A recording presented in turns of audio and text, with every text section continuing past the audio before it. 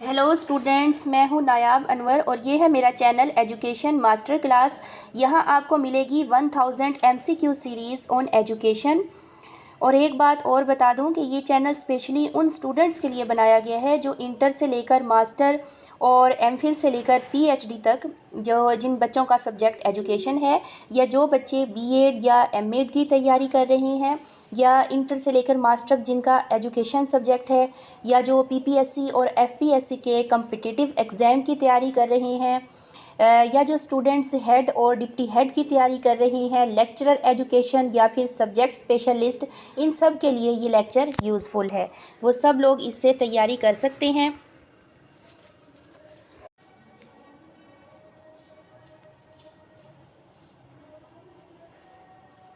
शुरू करते हैं आज का lecture. The process of change.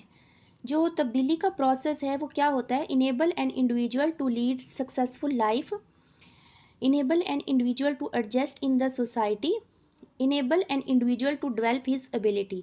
तो जो लर्निंग होती है, जिससे इंसान सीख रहा होता है, करेक्टरिस्टिक सीख रहा होता है, कुछ अच्छाई सीख रहा होता है, वो इंसान को किस काबिल बना देते हैं, या एक चाइल्ड को किस काबिल बना देते हैं?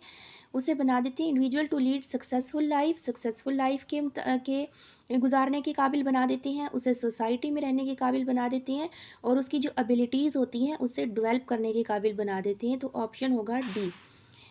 नेक्स्ट है question, a child proceeds from infancy to. एक चाइल्ड जो है, अगर वो इन्फेंसी पीरियड से आगे जाता है तो वो कौन से पीरियड में आ जाता है? चाइल्डहुड में आ जाता है, न्यू एडोलेसेंस में आ जाता है, एडोलेसेंस में आ जाता है, या मैचुरेशन में आ जाता है? मैचुरेशन के बारे में पहले मैं आपको बता चुकी हूँ, उससे पहले वाली वीडियोज़ में काफ़ी डिस्कशन हो चुकी है। चलिए हम ये देख लेते हैं कि ये कौन कौन से पीरियड हैं, किस एज तक हैं। जो इन्फेंसी है वो 1 ईयर तक है। 1 ईयर तक जो बच्चा होता है, 1 ईयर से नीचे नीचे, वो इन्फेंट पीरियड है, इन्फेंसी होगा। और अगर 1 से 3 ईयर हो तो ये टोडलर होगा। 3 से 11 ईयर जो है वो चाइल्डहुड होता है। तो चाइल्डहुड को भी 2 कैटेगरी में डिवाइड कर देते हैं। 3 से जो 8 ईयर है वो अर्ली चाइल्डहुड है, और 8 से जो 11 ईयर है वो मिडल चाइल्डहुड है, और 11 से फिर आगे 12 और 18, 12 से और 18 साल के दरमियान एडोलिसेंस, या फिर इसको हम टीन एज भी कहते हैं। ठीक है, तो ये बहुत सारे एमसीक्यूज़ हो गए कि 1 से 3, 3 से 11, 3 to 8, 8 to 11, और 11 to 18। अच्छा, तो इसमें क्या पूछ रहा है? A child proceeds from infancy to. तो इन्फेंसी से वो कहाँ आएगा? चाइल्डहुड की तरफ आएगा, ठीक है, या टोडलर की तरफ भी आएगा, लेकिन यहाँ पे टोडलर का ऑप्शन नहीं गिवन है। At birth a child is unable to. जब वो पैदा होता है किस काबिल होता है, किस काबिल नहीं होता?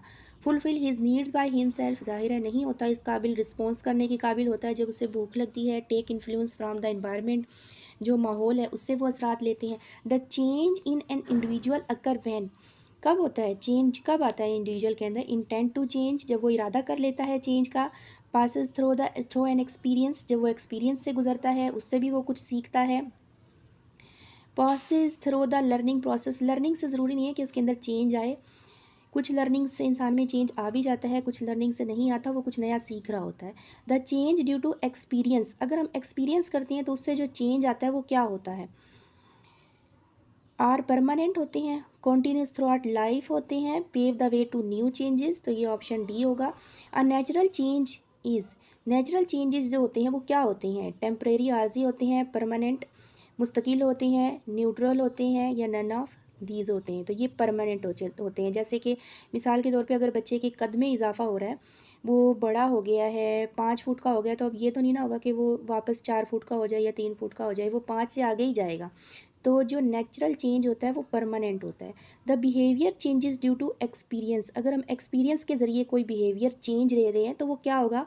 आर सम टाइम टेम्परेरी होते हैं, आर्जी होते हैं, आर सम टाइम परमानेंट, या परमानेंट होते हैं? तो इसका ऑप्शन होगा डी, यानी बोथ, टेम्परेरी भी होते हैं और परमानेंट भी होते हैं। इसकी एक मैं आपको मिसाल देती हूँ कि अगर एक माउस है और उसका एक ट्रैप है, हम उसे ट्रैप करना चाहते हैं, तो अगर वो 1-2 दफ़ा ट्रैप हुआ है और बच निकला है तो वो उसकी तरफ नहीं आएगा। फिर हो सकता है कि पूरी लाइफ टाइम में वो उस ट्रैप की तरफ ना आए, तो ये इसके अंदर एक परमानेंट चेंज आ जाता है।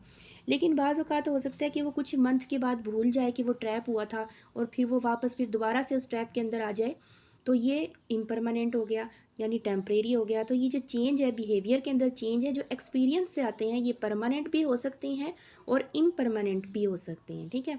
नेक्स्ट है आगे, टेम्परेरी भी हो सकते हैं। Which of the following is included in the concept of learning. Learning के अंदर क्या चीज़ें आ जाती हैं? प्रोसेस आ जाता है, प्रोसेस एंड चेंज भी आ जाता है, प्रोसेस चेंज एंड एक्सपीरियंस भी आ जाता है। एक्सपीरियंस अभी हमने क्वेश्चन नंबर 7 में डिस्कस किया है। अच्छा, क्वेश्चन नंबर 9 है the change due to learning. Learning की वजह से जो चेंज होता है वो क्या होता है? Do not leave any effect on individual behaviour, are not concern with environment, enable an individual to perform his role. तो लर्निंग की वजह से जाहिर है लर्निंग जो होती है यही इस मकसद के लिए कि इंडिविजुअल को इस काबिल बनाया जाए कि उसका जो सोसाइटी में रोल है, जो उसकी अपनी लाइफ में रोल है, उसके वो काबिल हो सके उस रोल को परफॉर्म करने के। क्वेश्चन नंबर 10 है the response of an individual emerging from an experience. The response, पहले हम रिस्पॉन्स देख लेते हैं, नया वर्ड आया है कि रिस्पॉन्स है क्या चीज़। रिस्पॉन्स एक किस्म का रद्द अमल होता है अगर उर्दू में देखें, और अगर हम इसकी डेफिनेशन देखें कि ये रद्द अमल क्या होता है। A thing or event that evokes a specific functional reaction in an organ or tissue. ये तो साइंस की डेफिनेशन हो गई ना, कि ऐसी कोई, ये कोई ऐसा रद्द अमल होता है। रद्द अमल का मतलब कि रिस्पॉन्स होता है ना, इसका जो जवाब है वो तो रिस्पॉन्स होता है, लेकिन ये स्टिमुलस एक किस्म का अमल होता है और इसके जवाब में रद्द अमल होता है। ये अ थिंग और event that evokes a specific functional reaction, जो एक रद्द अमल को, एक रिस्पॉन्स को जन्म देने वाली चीज़ है ना, उसको हम कहते हैं स्टिमुलस। जैसे अगर मैं कोई मिसाल देना चाहूँ, क्या मिसाल हो सकती है इसकी? जैसे सूरजमुखी का फूल होता है, उसको आपने देखा होगा कि जो सन होता है, सन जहाँ पे भी मूव करता है तो सूरजमुखी जो है उसी साइड पे मूव करना शुरू हो जाती है। तो जो सन है वो स्टिमुलस है और उसका जो रिस्पॉन्स है वो सूरजमुखी की जो मूवमेंट है वो उसका रिस्पॉन्स है। इसी तरह जो छुई मुई का फूल होता है, फ्लावर होता है, डोंट टच मी, उसे अगर आप टच करेंगे तो वो फ़ौरन क्लोज़ हो जाती है उसकी पत्तियाँ। जैसे ही हाथ लगाते हैं उसकी पत्तियाँ क्लोज़ हो जाती हैं। तो ये जो हाथ लगाना है ये रिस्पॉन्स है, ये स्टिमुलस है। और वो जो डोंट टच मी क्लोज़ हो जाती है ये उसका रिस्पॉन्स है। स्टिमुलस हाथ लगाना, और उसका जो रिस्पॉन्स है वो डोंट टच मी जो क्लोज़ हो जाती है वो उसका रिस्पॉन्स होता है। इसी तरह एक और फ्लावर होता है विनस फ्लाई ट्रैप। उसको, उसके ऊपर ना कोई फ्लाई आकर बैठे तो वो उसे ट्रैप कर लेता है, फ़ौरन से बंद हो जाता है और उसको अपने अंदर बंद करके हज़म करना शुरू कर देता है। Venus fly trap.